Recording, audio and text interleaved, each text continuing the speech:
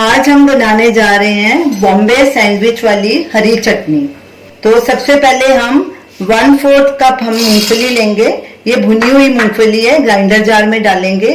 और 4 से 5 हरी मिर्ची लेंगे। हरी मिर्च आप अपने हिसाब से डाल सकते हैं। सबसे पहले इन दोनों को ग्राइंड करेंगे, थोड़ा सा इसमें पानी डालेंगे। मूंगफली और हरी मिर्ची को हमने दरदरा ग्राइंड कर लिया है। ये देखिए, इसकी ऐसी कंसिस्टेंसी होनी चाहिए। अब इसमें 1 कप हरा धनिया डालेंगे,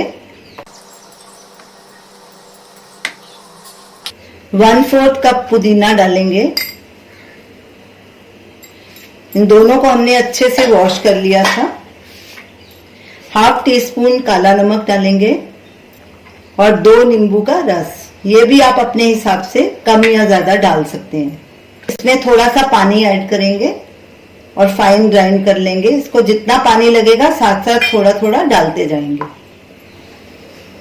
चटनी को हमने फाइन ग्राइंड कर लिया है। ये देखिए, इसकी ऐसी कंसिस्टेंसी होनी चाहिए। हमने 1/2 कप पानी लिया था, तो हमने 1/4 कप पानी यूज किया है, बाकी हमारा बच गया। अब इसे एक बोल में ट्रांसफर कर लेंगे।